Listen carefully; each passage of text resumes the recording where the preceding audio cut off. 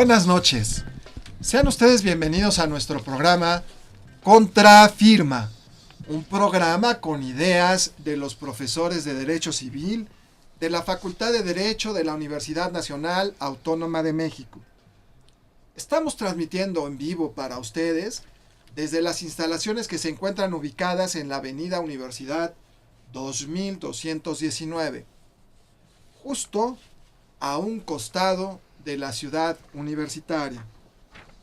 Hagan contacto con nosotros www.colegiocivilunam.com.mx y en nuestras siguientes páginas de Facebook: Colegio de Profesores de Derecho Civil de la UNAM, y en la página Canal Junts Multimedia.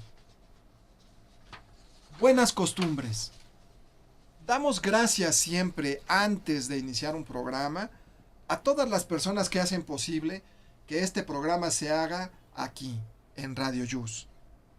Al doctor Enrique Luis Graue Vichers, rector de la Universidad Nacional Autónoma de México, la Universidad de la Nación, pero también de manera muy especial al doctor Raúl Juan Contreras Bustamante, director de nuestra querida facultad, la Facultad de Derecho de la Universidad Nacional Autónoma de México.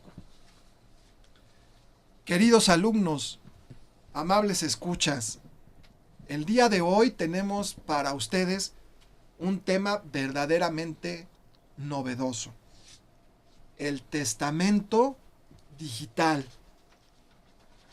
Antes de comenzar con el tema, permítanme presentar a las grandes personalidades que se encuentran con nosotros esta noche. Está con nosotros el maestro Rodolfo Romero Flores, de quien vamos a escuchar un breve resumen de su trayectoria profesional. Maestro Rodolfo Romero Flores, coordinador del Centro de Cómputo de la Facultad de Derecho de la UNAM. También se encuentra con nosotros un estudiante muy brillante, intelectualmente muy inquieto, promotor de este programa, Zahid Eric Cedillo Hernández, de quien vamos a escuchar un breve resumen de su trayectoria profesional. Zahid Eric, estudiante de la Facultad de Derecho de la UNAM, de último semestre. Trabaja en la Delegación Benito Juárez. Ha impartido varios cursos y entrevistas en medios de radio y televisión. Su tesis, registrada en el Semanario de lo Civil, del tema Testamento Digital. Bienvenido, Zahid. Muchas gracias. Está también con nosotros la maestra Gabriela Andrea Cedillo Hernández, de quien vamos a escuchar un breve resumen de su trayectoria profesional. Maestra en Centro de Estudios en Ciencias Forenses, maestra de la asignatura Derecho Informático en Universidad Londres, abogada postulante. Se encuentra con nosotros también el maestro Fernando Caín Oviedo Cruz, de quien vamos a escuchar un breve resumen de su trayectoria profesional. Licenciado en Derecho de la Universidad Nacional Autónoma de México, especialista en materia familiar, abogado postulante en materia civil y familiar y ayudante de profesor de carrera en la División de Estudios Profesionales de la Facultad de Derecho de la UNAM. Bienvenido. Gracias, maestro. Buenas noches. Buenas noches. Tenemos el honor, verdaderamente es un honor que esté en la mesa de esta noche en el programa de Contrafirma. Nada menos y nada más a la recién homenajeada, nuestra magna cum laude de la universidad, la medalla Gavino Barreda, Rosa Raquel García de León Peniche, de quien vamos a escuchar un breve resumen de su trayectoria profesional. La maestra Rosa Raquel García de León Peniche fue premiada con la medalla Gavino Barreda Generación 2011-2015 de la Facultad de Derecho de la UNAM. Catedrática en Delitos Cibernéticos, licenciada en Informática, maestra en Administración de Negocios y especialista en Ciberseguridad. Bienvenida. Muchas gracias. Bienvenidos también. Está con nosotros mi querido amigo, el doctor Jorge Antonio Ibarra Ramírez, distinguido integrante del Colegio de Profesores de Derecho Civil. Bienvenido, mi amigo. Un privilegio estar en nuestro programa Contrafirma y con estos invitados de lujo. Muy bien. Pues, sin más, entramos directamente al tema. Me gustaría, desde que me dijeron que el testamento digital, hice como un recuerdo en mi mente de cómo habrán sido los testamentos en la historia. Y pues vamos a aprovechar que hay distinguidos maestros aquí. No sé quién quisiera tomar la palabra.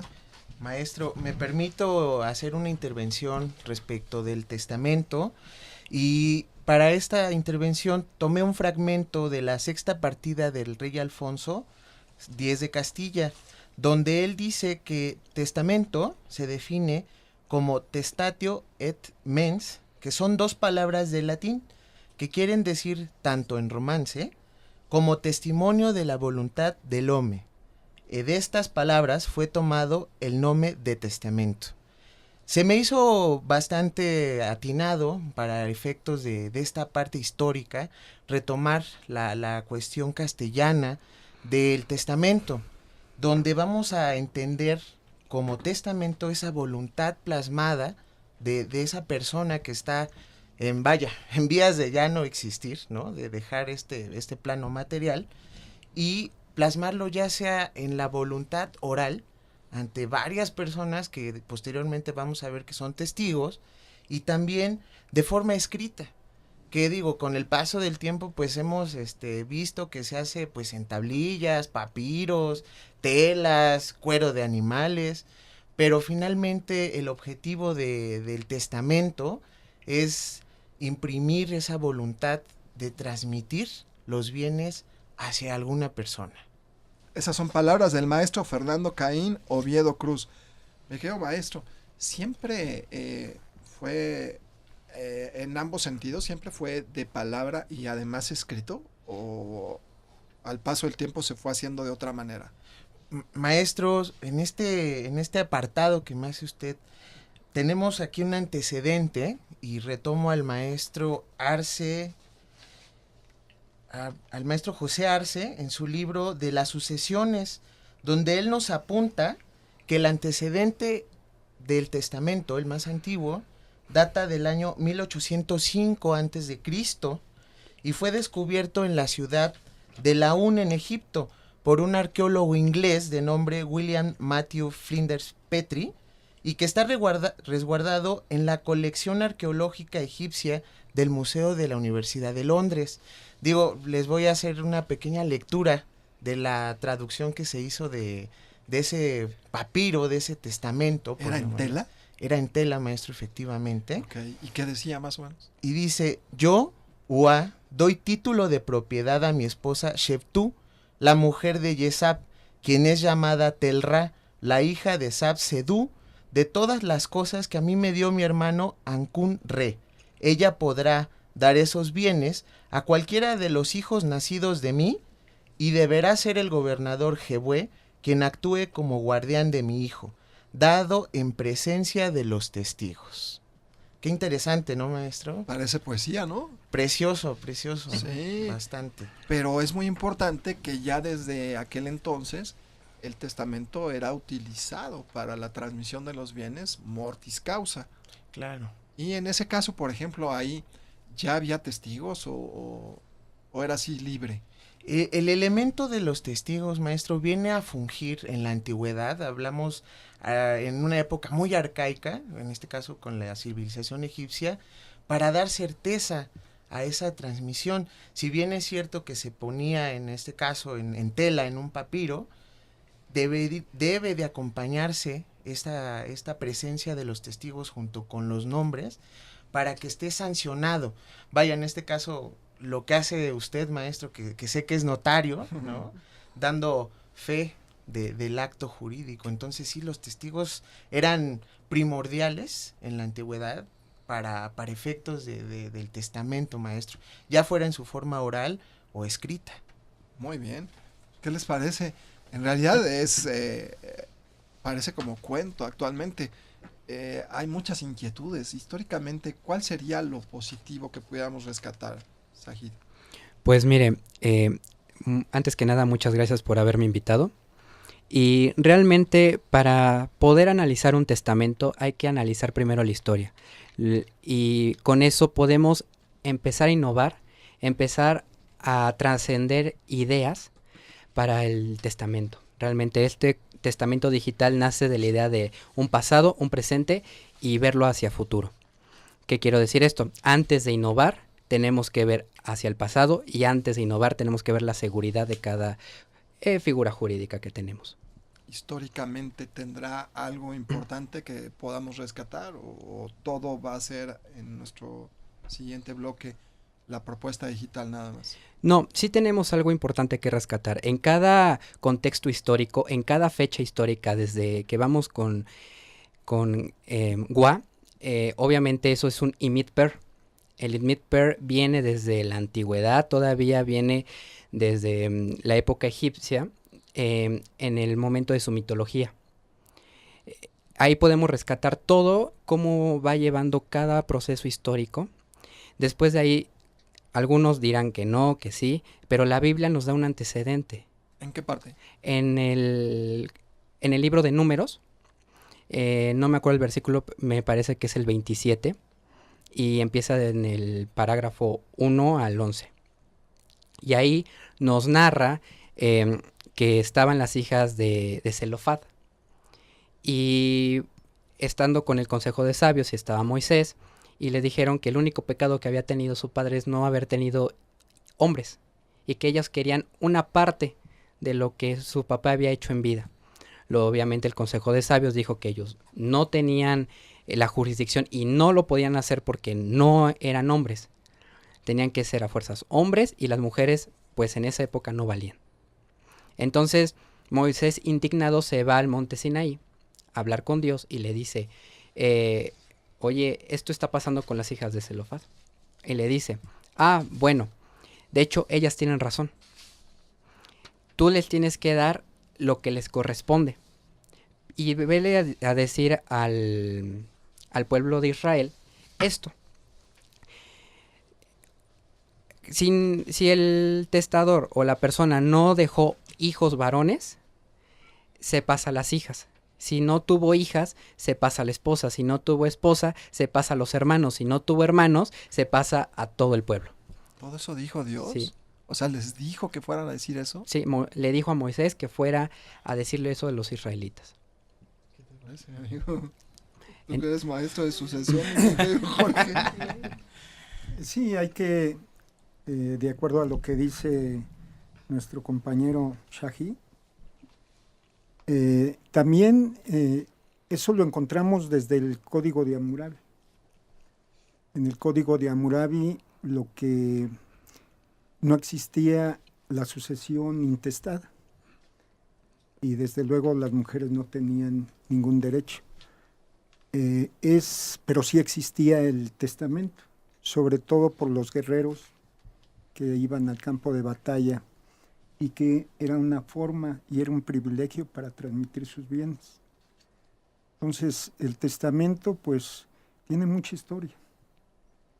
Aquí ya nos dijo Fernando en el derecho español, y aquí la historia muy interesante de ambos, esa historia del testamento.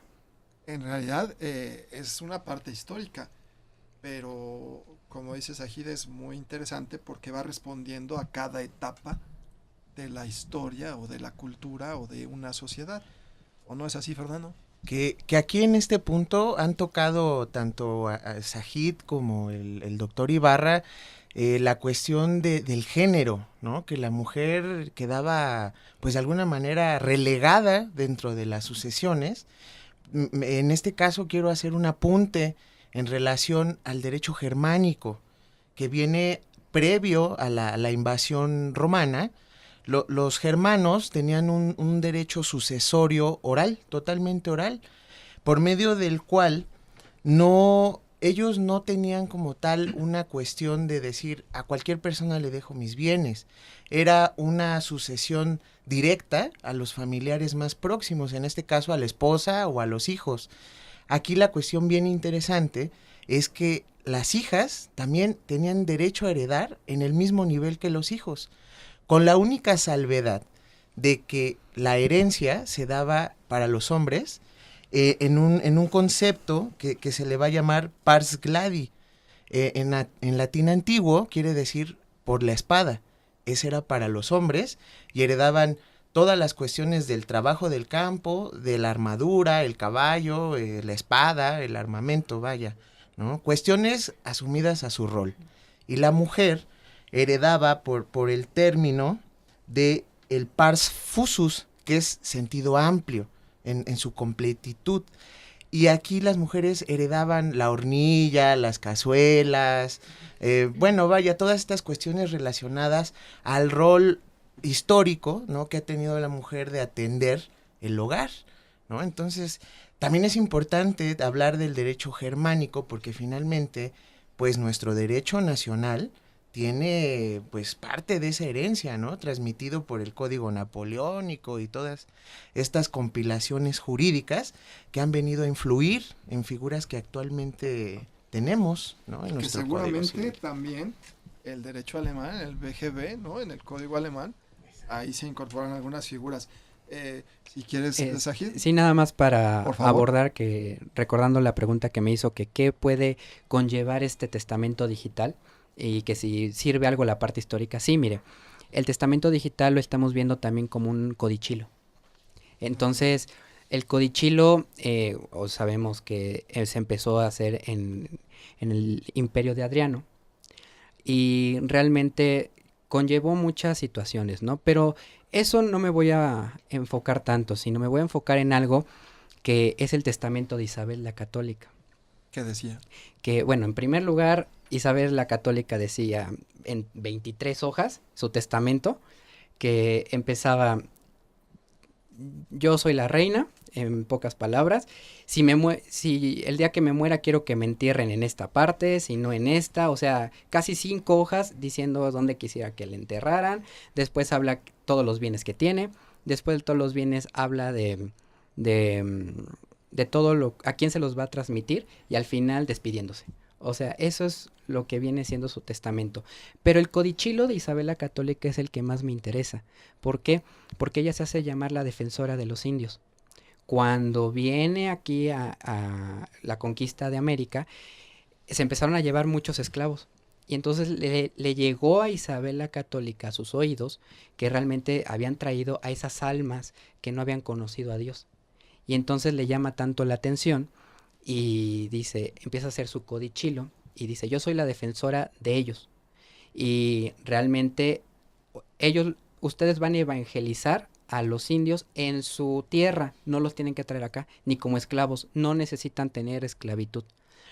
Obviamente ya sabemos por la historia que eso no funcionó de nada, fue como una primera violación a un testamento, una disposición jurídica, puesto que después de mucho tiempo hubo el primer indio, como se les decía anteriormente, en la Santa Inquisición. Entonces, el codicilo es una parte fundamental del testamento digital, porque si a una persona ya hizo un testamento público abierto y quiere o se le olvidó algún bien, puede hacer un codicilo digital para que pueda transmitir esos bienes. Muy bien dicho, Sajid. Vamos a hacer un corte. Les recuerdo que están en su programa Contrafirma, un programa con ideas de los profesores de Derecho Civil de la Facultad de Derecho de la Universidad Nacional Autónoma de México. Les recordamos que estamos transmitiendo en vivo para ustedes desde las instalaciones que se encuentran ubicadas en la Avenida Universidad 2219, justo a un costado de la ciudad universitaria. Estamos de regreso. Les recordamos que están en su programa Contrafirma, un programa con ideas de los profesores de Derecho Civil de la Facultad de Derecho de la Universidad Nacional Autónoma de México. Estamos transmitiendo en vivo para ustedes desde las instalaciones que se encuentran ubicadas en la Avenida Universidad 2219, justo a un costado de la ciudad universitaria. Como les dije al principio, estamos verdaderamente, como decía mi abuelita, de manteles largos. Es un honor que esté en esta cabina nuestra magna cum laude de la Facultad de Derecho de la Universidad Nacional Autónoma de México. Para nosotros, los máximos honores están representados en la medalla Gabino Barreda. Y este año ha sido para Rosa Raquel García de León Peniche. ¿Quién es Rosa Raquel?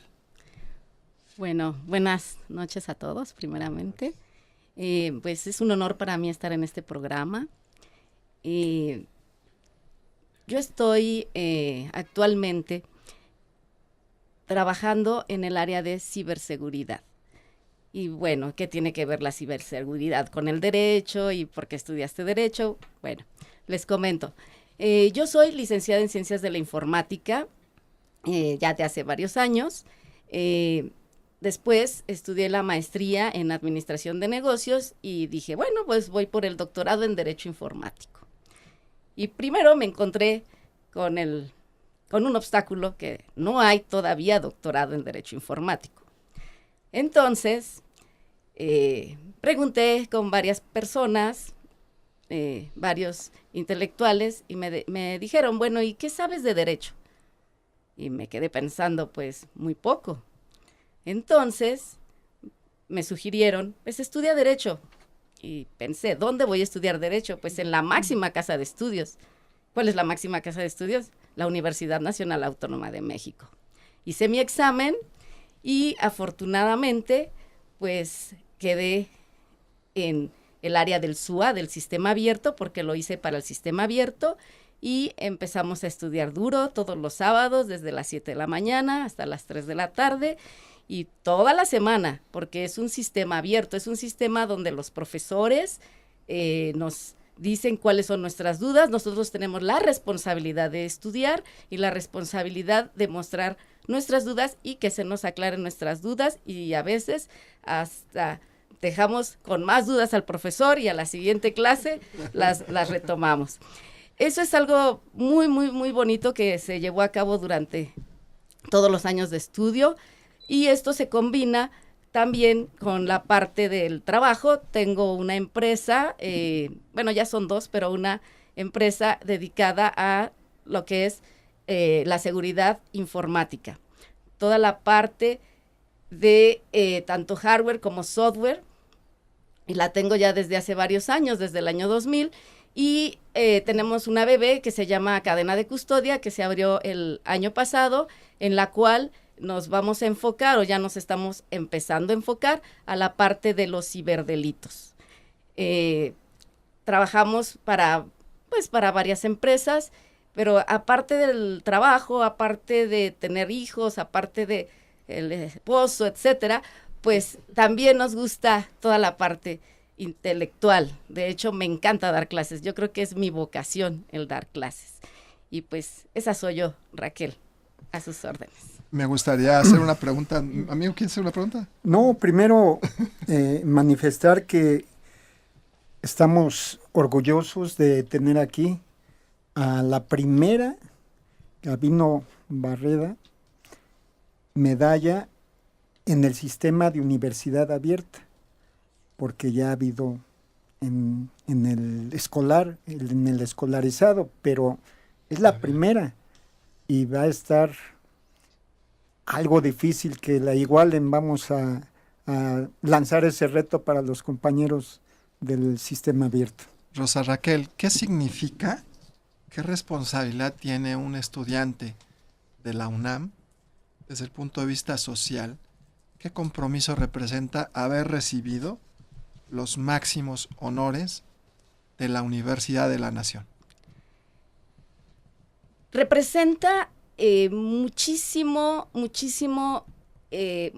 responsabilidad y muchísimo esfuerzo para poder sacar adelante este México.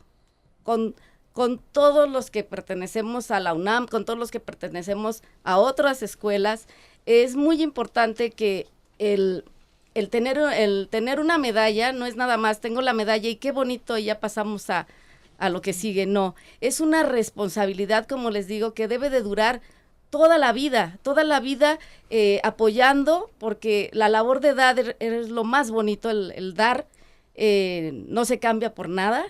Entonces, el hecho de transmitir conocimiento, el hecho de retroalimentarme con los demás, el hecho de sacar iniciativas de ley, si es posible, todo lo que se requiera para cambiar este México, porque tenemos todo para hacerlo. Tenemos gente joven como los millennials que tienen todo el empuje y todo el impulso para hacerlo. Contamos con gente que tenemos más experiencia, pero entre comillas, ¿verdad? Porque si nos vamos a la tecnología, pues los jóvenes pues tienen mucho más experiencia que muchos adultos, adultos más grandecitos. Entonces, pues es una responsabilidad de por vida, la tomo, la asumo y estoy orgullosa de la medalla. Gracias. Y nosotros también estamos muy orgullosos de que estés hoy aquí, Rosa Raquel, medalla Gabino Barreda. Continuando con el tema del testamento, ahora vamos a la parte actual. ¿Cómo es hoy el testamento? Decían en la parte histórica que los testamentos están fuertemente determinados por la sociedad, por el tiempo, por las costumbres. ¿Hoy cómo lo ven, Fernando, Shahid? ¿Cómo lo ven? Pues, aunado, me gustó mucho lo que dijo, sí, el testamento digital, es por eso esa propuesta, algo innovador para el futuro de México. Miren, no todos los adolescentes sabemos ni jóvenes sabemos de la tecnología. Yo a veces me he considerado un analfabeta digital. O sea, a veces hay algo que dices, no le entiendo, algunas aplicaciones tan sofisticadas que nada más picando, como se dice, el teléfono, la computadora, es como le entiende. Pero el testamento digital es un gran avance y si se da, qué orgullo. ¿Por qué? Porque es implementado por los jóvenes, es para el mejor futuro y para que no se queden intestados. Porque los jóvenes piensan, yo no testo porque me voy a morir. Y todas las personas también. Entonces, esto es un gran avance que si lo haces sencillo, práctico y audaz, es un gran paso para un mejor futuro en este México lindo y querido que tenemos. Fernando, ¿cómo es hoy el testamento? ¿Qué es lo que no nos gustaría del testamento o por qué cambiar? Primero, ¿cómo es hoy? ¿Cómo es hoy? Yo pienso que, soy joven, ¿no? Pero esa parte de que sí necesitamos cambiar, sobre todo la parte del papel, ¿no? Viéndolo así desde una perspectiva muy ecologista, necesitamos desempapelarnos toda la ciudadanía. Hace un momento, antes de entrar al programa, tocaban esa parte, ¿no? De hacer más sencillos las bases de datos, la información, contenerlo todo. ¿Para qué? Para efectos de ser más eficaces ante cualquier contrariedad o cualquier eventualidad. Y yo creo que esa parte del testamento digital es muy importante desde el punto de vista ecológico para desempapelarnos, desde la óptica de un servidor que es postulante también, en el sentido de que podemos aquí esta parte mejorar la información que llega a los juzgados, hacerla todavía más ágil, ¿no? Lo que pasa ahora con el RENAT, ¿no? Que es el Registro Nacional de Testamentos. Pero si tenemos estos testamentos digitales, pues yo creo que todavía va a ser más sencillo tener acceso a esta información y poder agilizar las cuestiones procesales en materia sucesoria. ¿Cómo lo ves, mi querido amigo? Bueno, primero hay que ver que desde el 23 de julio de 2012 se derogaron 6 testamentos que nos regulaban aquí en la Ciudad de México. Es decir, se derogaron los testamentos ordinarios, el testamento público cerrado, público simplificado y el testamento hológrafo, en el cual se necesita la participación del notario, su sello, su firma, su fe pública, su testimonio, su escritura. Y se derogaron también 3 testamentos especiales, que es el testamento privado, el testamento militar y el testamento marítimo, quedando solamente en la Ciudad de México el testamento público abierto. Y el testamento hecho en país extranjero, que eso está desde luego realizado en el extranjero o en una embajada o consulado mexicano para hacer testamento nacional. Entonces ahorita nuestra legislación únicamente regula el testamento público. Y como quiera que sea, hay gente que no tiene medios económicos para otorgar un testamento y pagar un testamento. Se tendrían que esperar hasta septiembre, mes del testamento, para pagar la mitad de su costo. Entonces, ahorita que menciona, tendría que, desde luego, incorporarse a nuestro Código Civil esta nueva clase de testamento que ellos van a proponer, y desde luego que debe de haber opciones diversas para testar. Esta va a ser una de ellas y además muy innovadora y muy interesante. Y desde luego tienen que regresar otros testamentos que ya se regulaban con anterioridad. Entonces, esto es pero excelente. Ahorita el maestro, nuestro encargado, coordinador del centro de cómputo, nos hablará acerca de ello también, porque él está interviniendo junto con Shahid sobre esta clase de testamento. Y desde luego, pues a ver qué nos opina nuestra compañera Gabriela Andrea Hernández. Bueno, buenas tardes, un gusto estar aquí. Se dice primero que la innovación viene y posteriormente no nos encargamos de ver esa normatividad, sino que la innovación va primero y ya después no nos interesa la normatividad y ya viene todo el desenlace de los ciberdelitos. En este caso, en lo que es el testamento digital, esta innovación se me hace muy profunda, puesto que está la innovación en correlación a unas normas, leyes, ya va a estar con una norma específica, o sea, está la innovación y en la misma secuencia va a estar las leyes que lo van a regir. Entonces, a mí se me hace una forma de testamento muy, pero muy innovadora y al mismo tiempo que va a estar regida por las leyes que en sí, pues, va a estar un poco más cerrado lo del testamento.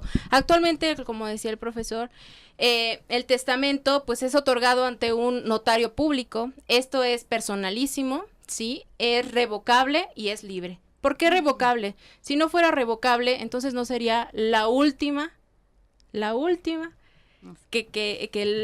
voluntad del testador, ¿no? Sino entonces se quedaría estático y ya no podría cambiarlo. Libre simplemente porque es su voluntad. Es lo que quiere dejar, a quiénes, cómo y esos derechos también, ¿no? Que se van a dejar a esa cuestión. Y personalísimo, puesto que no puede ir un representante legal a testar por mí. Entonces, eso es lo que va a garantizar. Maestra Gabriela Andrea Cedillo Hernández. Rápidamente, 3 preguntas sencillas. 3 cosas de los testamentos hoy que se dan que quisiéramos que se cambiaran. La albacea. ¿Que no hubiera? ¿O Que no sí? hubiera. Que se quitara. Porque para mí la albacea es una carga y un estorbo, perdón la palabra, y en sí es el sirviente de la cuestión del albaceazgo. 1. 2. 2 sería como tal ante un notario. ¿Que siga o que no siga? Que no siga. Muy bien. 3. 3, que se quite el papel como tal. Bien dicho. Vamos a hacer un corte.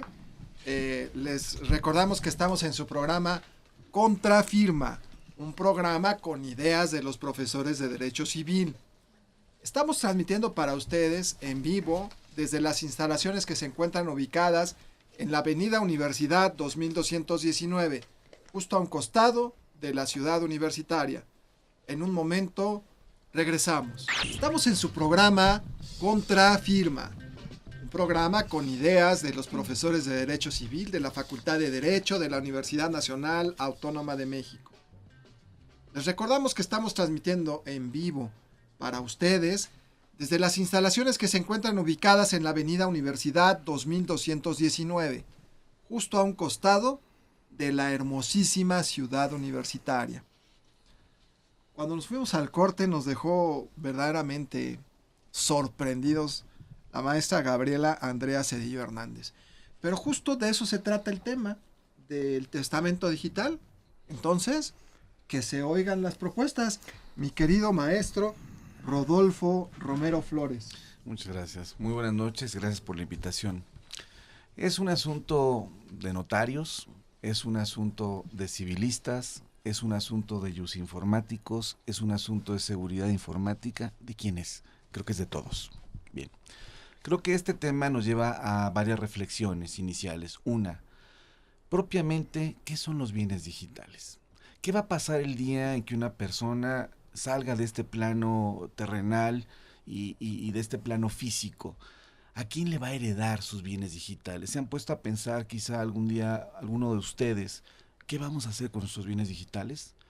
Hoy prácticamente la mayor parte de la generación millennial y los que estamos atrapados entre los millennials y los baby boomers, que somos migrantes digitales y muchas veces, como dice Sajid, analfabetas digitales, pues tenemos cuentas, perfiles en redes sociales, claves de acceso a servicios en línea, tenemos certificados digitales propiamente para acceder propiamente al SAT, tenemos propiamente descarga de música en línea, tenemos descarga de películas en línea.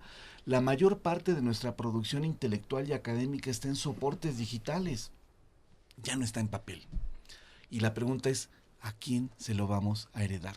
¿Eso es lo que le llamamos bienes digitales? Podríamos decir que los bienes digitales es como un conjunto de información de carácter personal asociado, atribuible a un sujeto en específico, el cual va a hacer uso de ella, pero que también la puede transmitir. Eso habría que hacer una aclaración, la distinción entre patrimonio digital y bienes digitales. El patrimonio digital lo ha determinado UNESCO como aquellos datos, informaciones relevantes contenidas en soportes digitales. Hoy gran cantidad de documentos históricos, libros incunables, ya no están en un plano físico, están soportados en medios digitales. Y la pregunta es que culturalmente, ¿cómo lo vamos a ir cediendo a las nuevas generaciones? UNESCO a eso le ha llamado patrimonio digital. Pero hoy tenemos prácticamente, les decía, agrupados cuando menos en 3 segmentos, nuestras claves de acceso a servicios en línea, nuestra producción intelectual y propiamente académica, también en soportes individuales. Y todo el acceso a cuentas bancarias y todo el acceso a servicios en línea permiten establecer una serie de información inherente a un sujeto, que pueden ser claves de acceso particularmente o no. Eso podríamos decir que serán los bienes digitales. Y eso es transmisible también. Ya me preocupé. ahora ya me puse nervioso. ¿Ahora qué hacemos con eso? Con ese maestro Rodolfo, usted como asesor de tesis del compañero Shahid, ¿qué nos podría decir, aparte de ese testamento digital? ¿Cómo lo vamos a incorporar a nuestro sistema de derecho positivo en la Ciudad de México? Bien, es una pregunta interesante, doctor, y le comento, ya hay algunos avances importantes en materia legislativa sobre este tema. Recientemente Cataluña, la Generalitat, acaba de aprobar una ley sobre voluntades digitales y la acaba de aprobar en junio de 2017. Y les doy una noticia, quizás no tan buena. Hoy el Tribunal Constitucional en España se promovió una acción de inconstitucionalidad por el Congreso de los Diputados y hoy está precisamente en tela de juicio, en el debate central del sistema jurídico español, determinar si es constitucional o no. Porque aparte esa ley integraba la ley de desahucio y la ley de voluntades digitales. Hoy particularmente está en suspenso porque particularmente se promovió esta acción de inconstitucionalidad. Pero los franceses desde el año 2014 promovieron algo que se le llama la mort numérique, la muerte digital. Y la muerte digital es precisamente cuando una persona fallece y tiene esos bienes digitales. La ley sobre una república digital aprobada en octubre de 2016 ya contempla particularmente instituciones jurídicas ex profeso para gestionar esa voluntad digital. Y se habla de una figura, el albacea digital. ¿Ante quién se le van a ceder esos bienes digitales? Un poco, Andrea, pero sigue persistiendo la figura, es decir, la figura como tal la siguen en un momento dado impulsando y los franceses lo han contemplado. Inclusive, esa ley sobre la República Digital aprobada establece que un notario tiene un papel fundamental en el registro de esa voluntad digital. Entonces, tanto Francia como la Generalitat en Cataluña han ido a la vanguardia en este tema. O sea, que no se va el notario. No se va el notario, ni tampoco se va el albacea, pero... El albacea tampoco. Sajid, por favor. Bueno, de hecho aquí traigo en impresión lo que nos está comentando el maestro Rodolfo sobre lo de lo de Cataluña. Bueno, para empezar el testamento digital, obviamente yo concuerdo con la licenciada Gabriela, pero en este tema del testamento digital sí se necesita el albacea digital, porque es una pieza clave. ¿Qué haría en ese testamento digital Mire, el albacea? antes de todo esto, tengo para explicarlo en un minuto. Por favor. El testamento digital, como yo lo defino, es un acto jurídico unilateral, revocable, libre, en el cual el testador digital transmite sus bienes, muebles, inmuebles y morales, tanto digitales como físicos, para que surta efectos después de la muerte.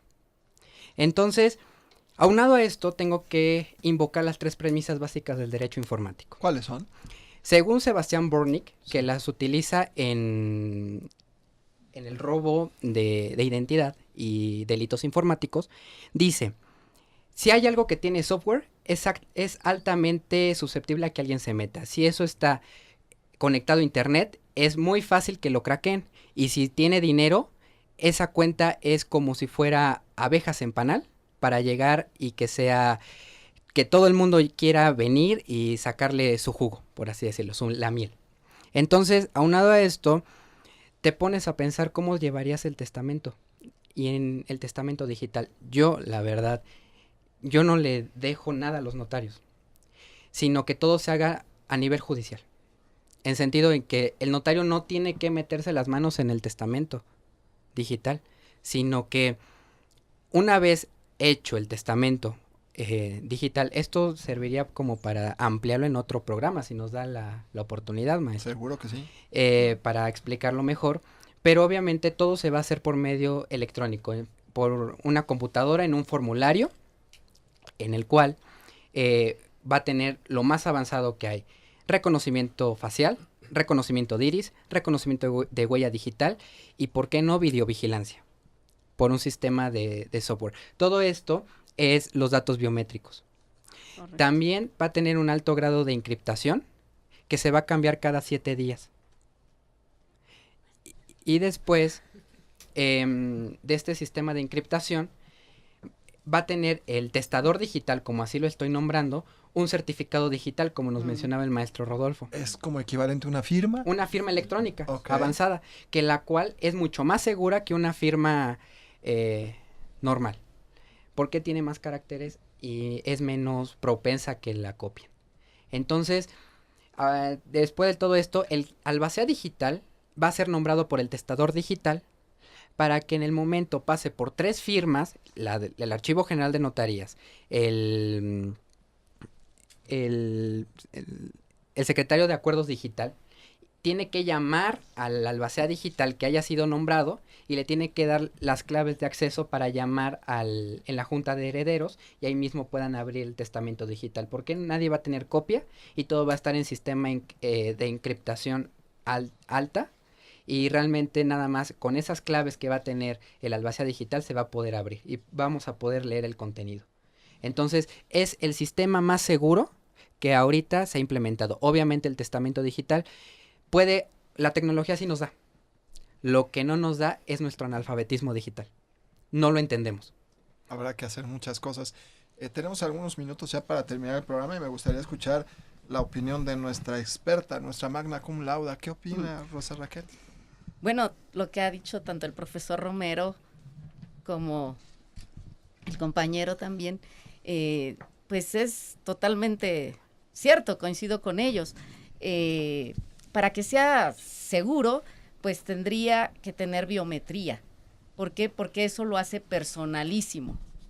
Y no nada más una biometría de huella digital, no.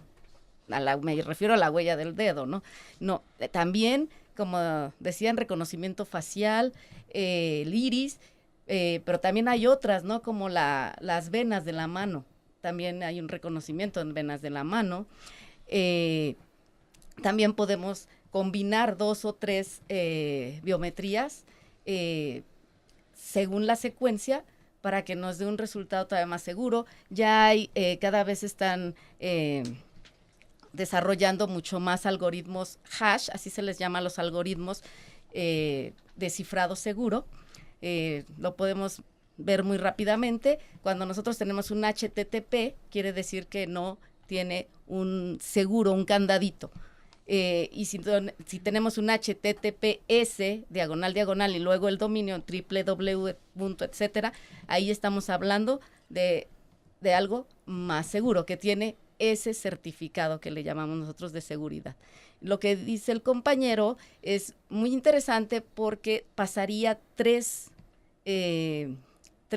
puertas, le podría yo llamar, en la cual cada una estaría autenticando que realmente sea la persona, sea el albacea y sea el que va a leer tal testamento. Entonces, pues, coincido.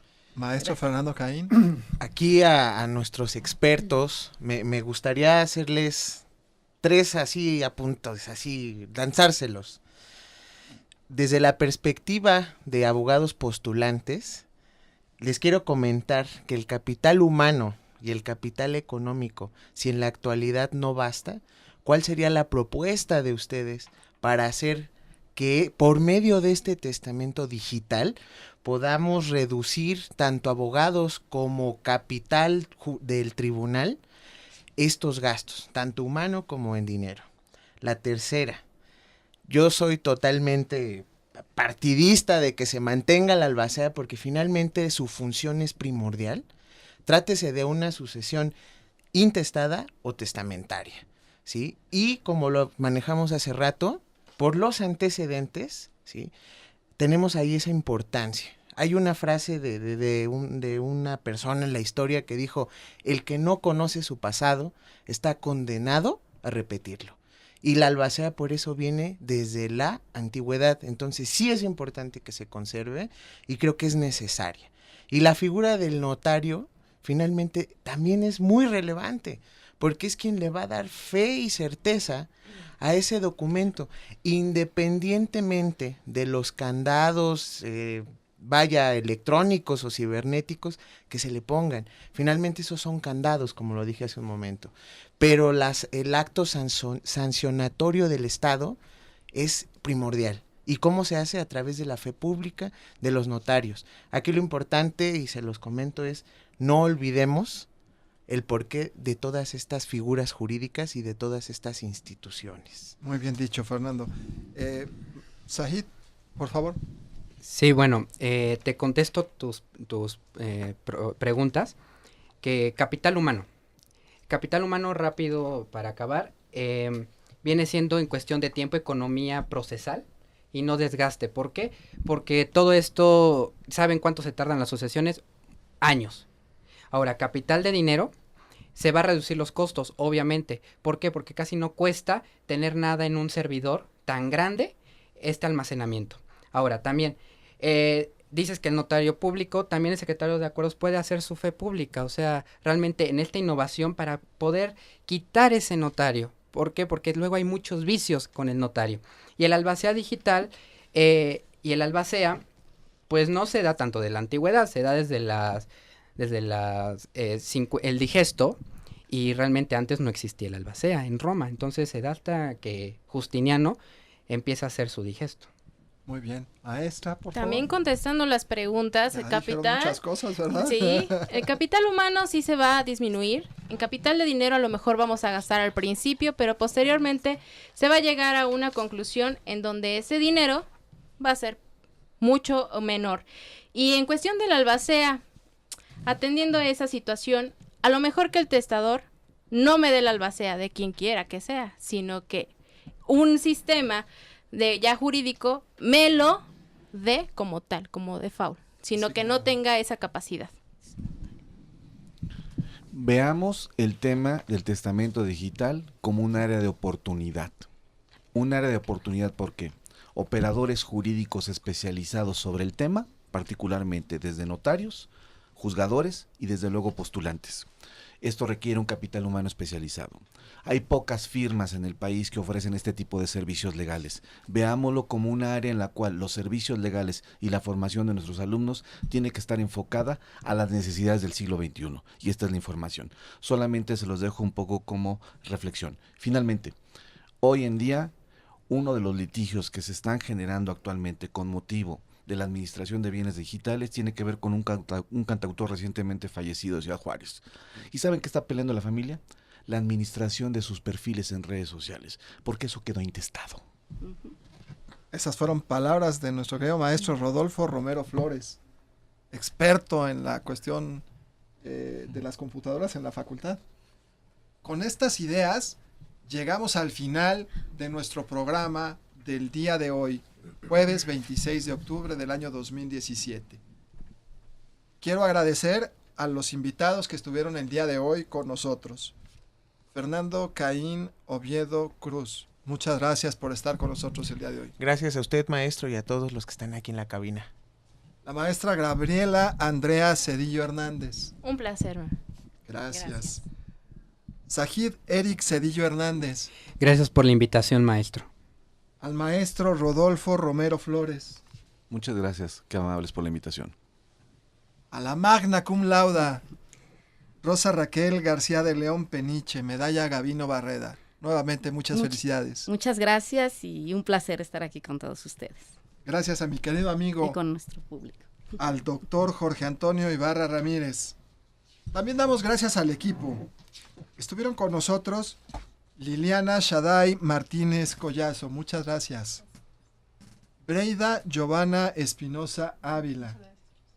Aline Aranza Guerrero Mateos. En la transmisión audiovisual en vivo, Antonio Grayev Cervantes y César Santiago Solano Ocampo. En la mágica operación de la cabina en Radio Yus, César Alanís Merchán, Ezequiel Ramírez Rodríguez, Karina Carvajal Soto y Oscar Telles Monroy. Damos gracias también al maestro Ricardo Rojas Arévalo, director de Educación a Distancia. Al director de Radio y Televisión de la Facultad de Derecho, Alejandro Envila Fischer. En la coordinación estratégica, a mi querido amigo el doctor Jorge Antonio Ibarra Ramírez, guerrero de 1000 batallas. Y en la policromática conducción en re mayor, Vicente Solís Arana. Buenas noches.